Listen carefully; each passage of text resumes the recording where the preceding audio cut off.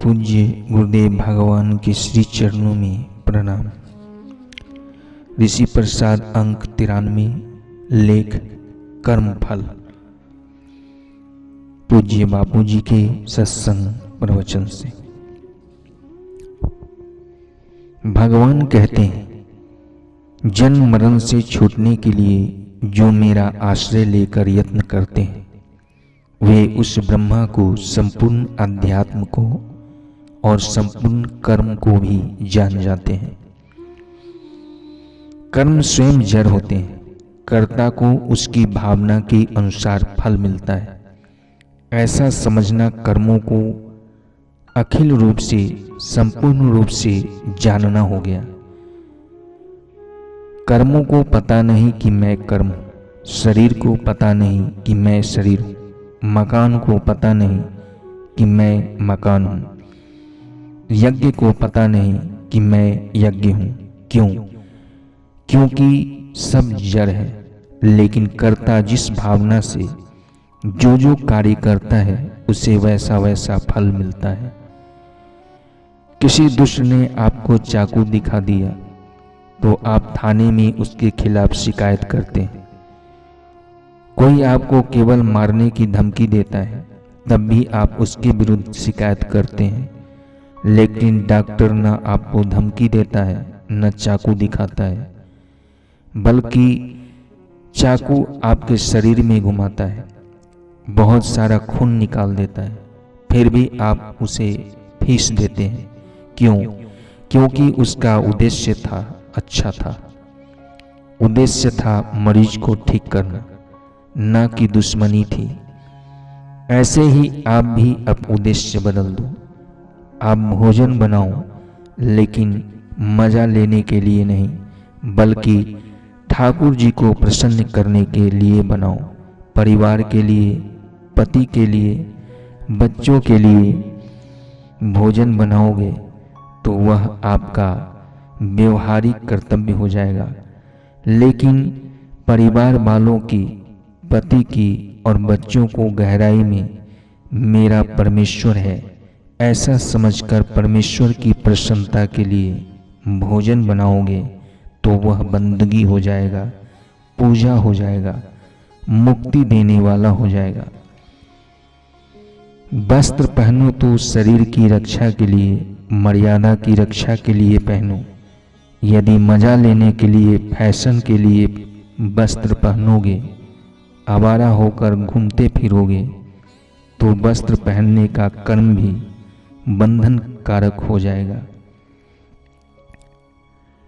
इसी प्रकार बेटे को खिलाया पिलाया, पढ़ाया लिखाया, यह तो ठीक है, बड़ा होकर मुझे सुख देगा ऐसा भाव रखोगे तो यह आपके लिए बंधन हो जाएगा।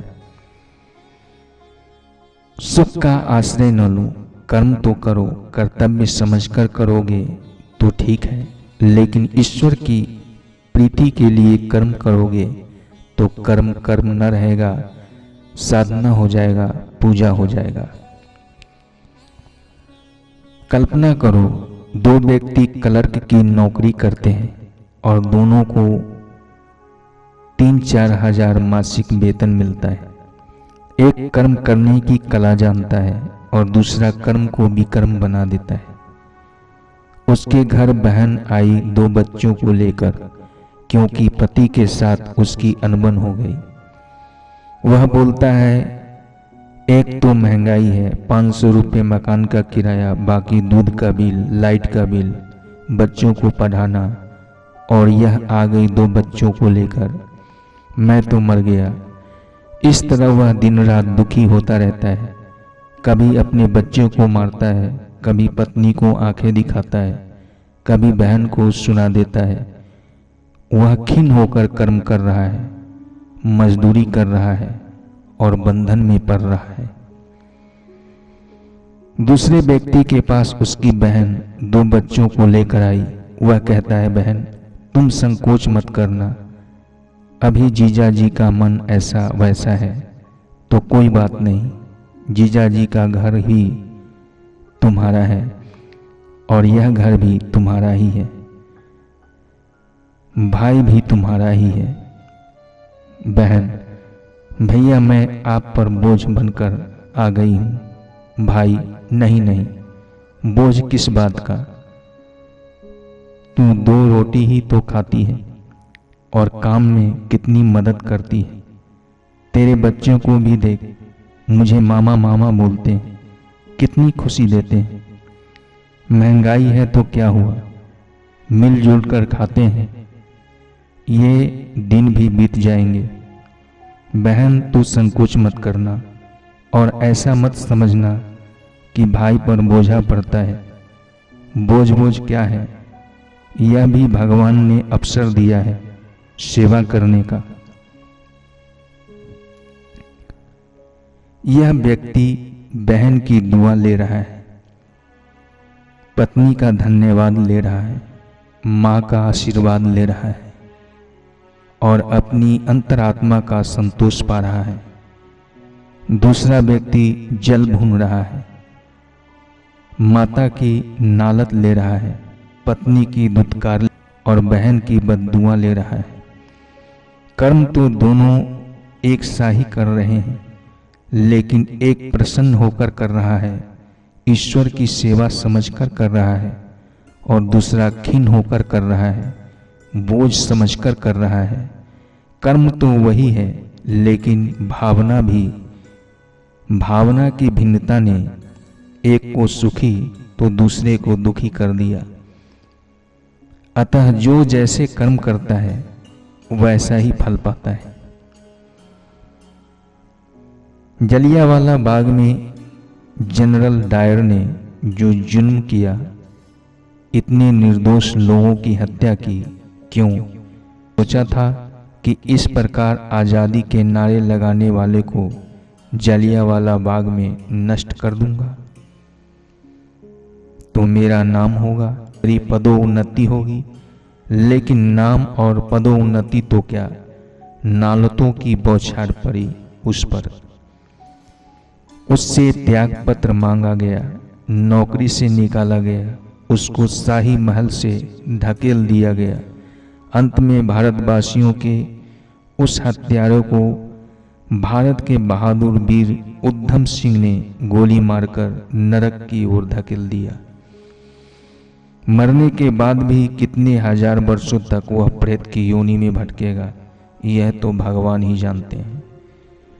जापान के हिरोशिमा एवं नागासाकी शहर पर बम गिराने वाले मेजर टॉम फरेबी का भी बड़ा बुरा हाल हुआ।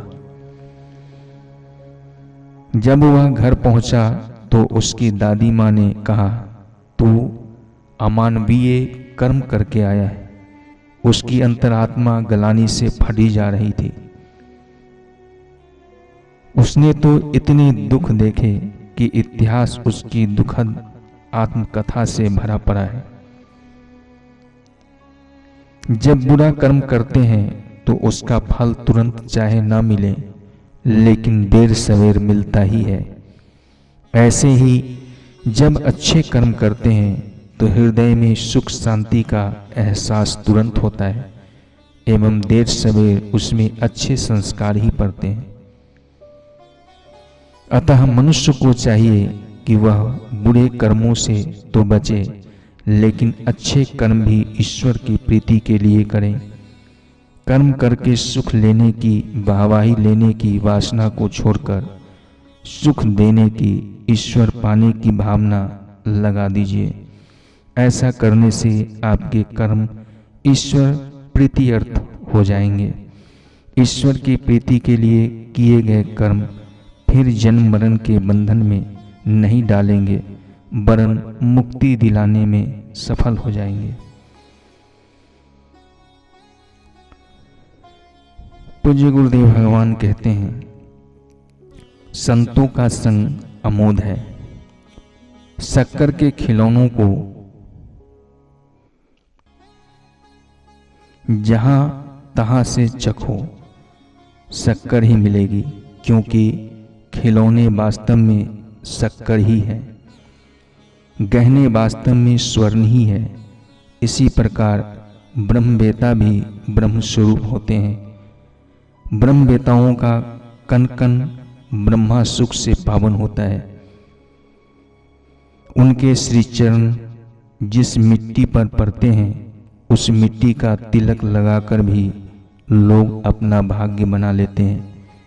ऐसे ब्रह्मवेताओं में जो लोग श्रद्धा भक्ति रखते हैं वे तो खूब लाभ उठाते हैं, किंतु जो उन्हें नहीं मानते हैं उन्हें भी लाभ होता है। जैसे कोई हिंदू गंगा जी में श्रद्धा से स्नान करता है तो उसे पुण्य होता है, और किसी मुसलमान को जबरन गंगा जी में धक्का दे दिया जाए तो उसे भी गंगा जी की शीतलता का, शरीर की स्वच्छता का और स्वास्थ्य का लाभ तो हो ही जाता है। इसी प्रकार संतों का संग, ब्रह्मज्ञानियों का संग कभी व्यर्थ नहीं जाता। पूज्य गुरुदेव भगवान के श्री चरणों में प्रणाम। हरि ओम।